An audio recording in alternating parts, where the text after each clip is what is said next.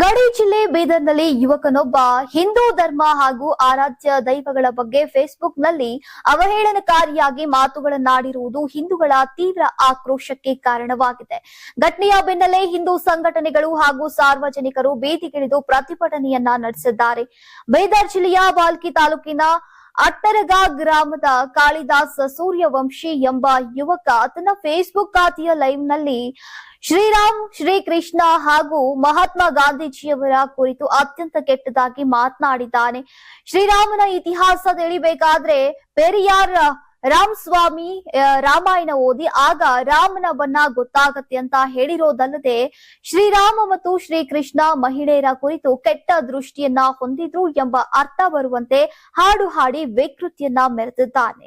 ಕೇವಲ ಧಾರ್ಮಿಕ ಭಾವನೆಗಳಿಗೆ ಧಕ್ಕೆ ತರೋದಲ್ಲದೆ ರಾಷ್ಟ್ರಪಿತ ಮಹಾತ್ಮ ಗಾಂಧೀಜಿಯವರ ಕುರಿತು ಕೂಡ ಈ ಯುವಕ ಅವಹೇಳನಕಾರಿಯಾಗಿ ಮಾತನಾಡಿದ್ದಾನೆ. ಗಾಂಧೀಜಿಯವರು ಮೀಸಲಾತಿ ನೀಡುವ ಹೋರಾಟವನ್ನ ಮಾಡಿದ್ರು ಎಂಬ ವಿಚಾರವನ್ನ ಪ್ರಸ್ತಾಪಿಸ್ತಾ ಲೇವಡಿಯನ್ನ ಮಾಡಿದ್ದಾನೆ. ಈ ವಿಡಿಯೋ ಸದ್ಯ ಸಾಮಾಜಿಕ ಜಾಲತಾಣಗಳಲ್ಲಿ ಕಾಡ್ಗಿಚ್ಚಿನಂತೆ ಹರಡಿದ್ದು ಈಗ ಸಾರ್ವಜನಿಕ ವಲಯದಲ್ಲಿ ಭಾರಿ ಆಕ್ರೋಶ ವ್ಯಕ್ತವಾಗಿದೆ. ಯುವಕನ ಈ ಹುಚ್ಚಾಟದ ವಿರುದ್ಧ ನಿನ್ನೆ ರಾತ್ರಿ ಬಾಲ್ಕಿ ತಾಲೂಕಿನ ಮೆಹಕರ್ ಪೊಲೀಸ್ ಠಾಣೆಯ ಎದುರು ನೂರಾರು ಜನರು ಜಮಾಯಿಸಿ ಪ್ರತಿಭಟನೆಯನ್ನ ನಡೆಸಿದ್ರು. ಧಾರ್ಮಿಕ ಭಾವನೆಗಳಿಗೆ ಧಕ್ಕೆ ತಂದಿರುವಂತಹ ಕಾಳಿದಾಸ್ ಸೂರ್ಯವಂಶನ ಕೂಡಲೇ ಬಂಧಿಸಿ ಈಗ ಕಠಿಣ ಕ್ರಮವನ್ನ ಕೈಗೊಳ್ಳಬೇಕು ಅಂತ ಆಗ್ರಹಿಸಿದ್ರು. ಪ್ರತಿಭಟನೆಯ ಕಾವು ಹೆಚ್ಚಾದ ಹಿನ್ನೆಲೆಯಲ್ಲಿ ಮೆಹಕರ್ ಪೊಲೀಸರು ಯುವಕನ ವಿರುದ್ಧ ಎಫ್ಐಆರ್ ಅನ್ನ ದಾಖಲಿಸಿದ್ದಾರೆ. ಬಾಲಾಜಿ, ಕರ್ನಾಟಕ ಟಿವಿ, ಬೀದರ್. ಯಾರಾಗ್ತಾರೆ ಎಂಎಲ್ಎ ಅಭ್ಯರ್ಥಿ 2028 ಶೀಘ್ರದಲ್ಲೇ.